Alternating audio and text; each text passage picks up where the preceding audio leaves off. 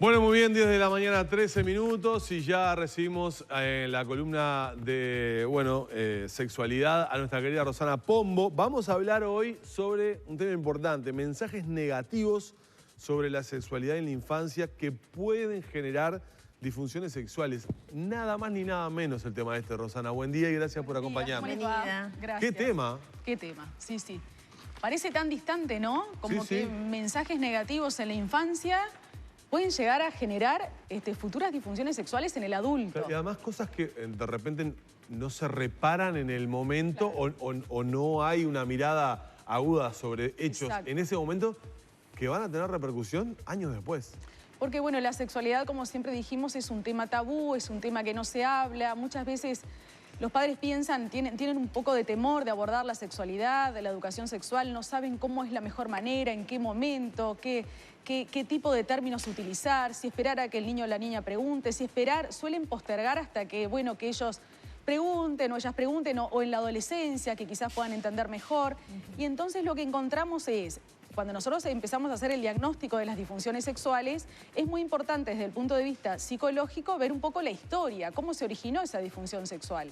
Que no es que si empezó ayer, quiere decir que no tiene nada que ver la historia del ser humano en cuanto a su desarrollo psicosexual.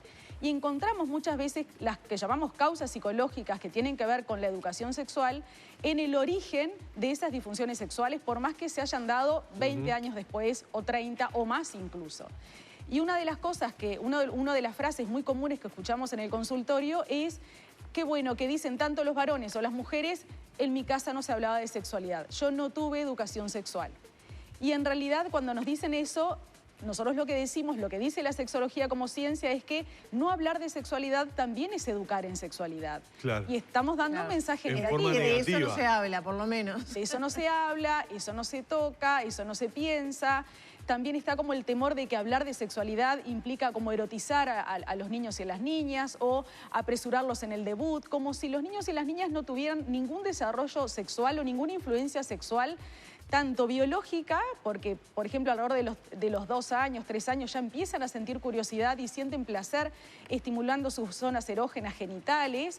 Entonces, ese despertar sexual, más toda la influencia del entorno, porque ellos están expuestos a internet, también reciben mensajes sexuales de su entorno, de la familia, de los hermanos, cómo se relacionan sus padres en la escuela, en el liceo. Las redes están hipersexualizadas con los contenidos que ven los niños, ¿no? La música. El otro día hablábamos con Roberto Balaguer, el tema de redes que usan los niños ahora, por ejemplo, TikTok, que también tienen una hipersexualización impresionante. Totalmente. Entonces, negar que el niño o la niña están empezando a recibir mensajes de todo tipo es justamente exponerlos a una serie de mensajes que pueden ser negativos desde un montón de aspectos para desarrollar después disfunciones sexuales. Porque alguien los va a educar en sexualidad. Entonces, no podemos silenciar, porque también el silenciar, como decíamos, es educar en forma negativa. De eso no se habla, no preguntes. Entonces, después, cuando empiezan los problemas sexuales, ahí empezamos a rastrear y encontrar el origen. ¿Y cuál sería la medida justa como para que el péndulo no se mueva de un lado muy grande hacia el otro? Es decir, para tener un equilibrio necesario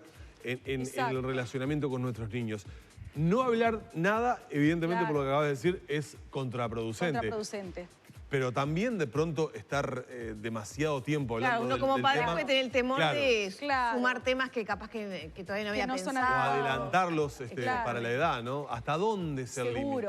Bueno, muy importante siempre, lo hacemos los terapeutas y lo deben hacer también los padres, es también empezar a preguntarse cuánto uno sabe también de sexualidad. De repente hay que empezar a informarse, hay que empezar a leer, hay que consultar al pediatra. También darnos cuenta de qué temores tenemos, qué prejuicios también tenemos, cómo nos relacionamos con nuestra propia sexualidad, con nuestro propio cuerpo, con la masturbación, las relaciones sexuales, cómo deberían ser, cuándo deberían ser, con quién.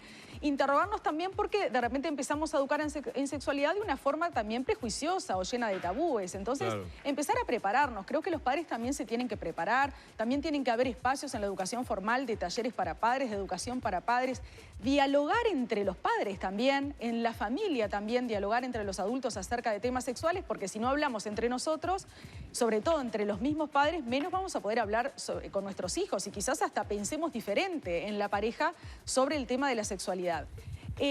A veces hay como mucho apremio, mucha ansiedad de, bueno, ¿cuándo empezar a hablar? Si sentar a nuestros hijos y hablarles de todo, o si esperar a que ellos pregunten. es un conjunto de cosas, ¿no? Porque si estamos atentos a nuestros hijos, vamos a empezar a descubrir que ellos empiezan a explorar sus genitales. Es muy común, por ejemplo, en la ducha, con los padres que pregunten, papá, ¿qué tenés? ¿Tenés pene? ¿Tenés pito? Empezar a nombrar los genitales por su nombre adecuado. Nos van a traer preguntas como, por ejemplo, ¿cómo nacen los bebés? ¿Por dónde sale el bebé? ¿Cómo entra? Tratar de informarnos para poder responder. En general, hay que esperar también que el niño pregunte o tenga conductas, por eso hay que estar atentos para poder hablar con ellos, para poder explicarles, si no un manual, sino respuestas concretas. Y preparado para dar respuestas, porque a veces te llegan cada pregunta que quedas cortado. Decís, sí. ¿Y ahora qué digo? Me ha pasado decir, bueno, espera, déjame pensar y hablamos más tarde. Pero muy bien, porque no somos un manual abierto, entonces podemos no tener la respuesta, pero sí mostrar interés. Es muy importante que nuestros hijos sepan que pueden ser escuchados, que hay confianza, que se puede hablar de eso, también desde el afecto, y que después le vamos a dar la respuesta y no demorar mucho en dar la respuesta, porque ellos, si tienen la duda, van a buscar la forma también de encontrar esa respuesta y tiene que ser la adecuada. Falta información para los padres, ¿no? Falta mucha información para los padres.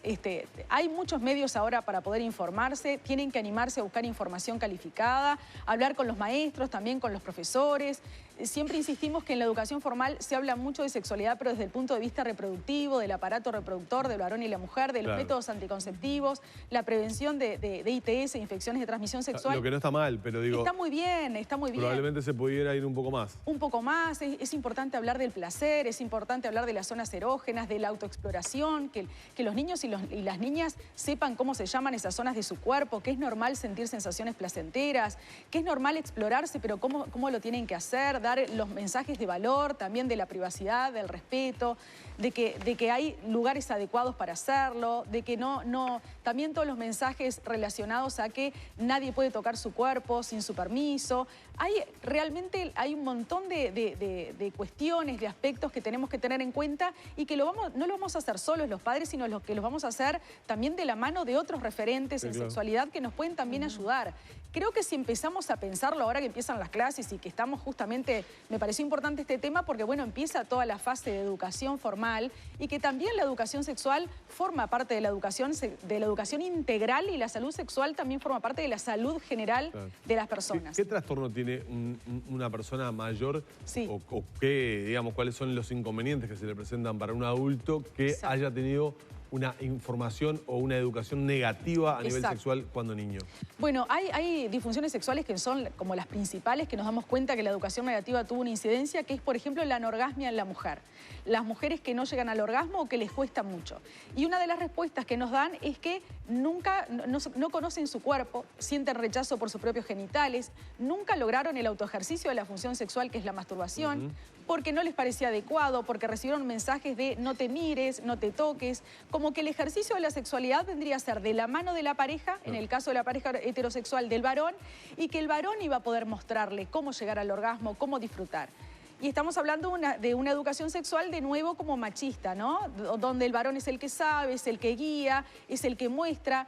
Vemos en la consulta que muchas veces el varón le enseña a la propia mujer cómo son sus genitales, dónde está su clítoris, cómo estimularse, cuando eso es tarea de la mujer. Y también, Danilo, eso puede generar disfunciones sexuales en el varón porque está como con esa mochila de que tiene que hacer disfrutar a la mujer y además también tener su propia respuesta sexual y le puede generar disfunción eréctil, tanta presión también. Claramente.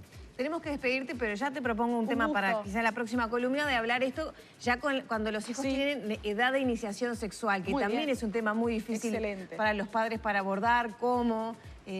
Esta era como la etapa previa quizá, ¿no? Muy bien, sí. Gracias, Lorena.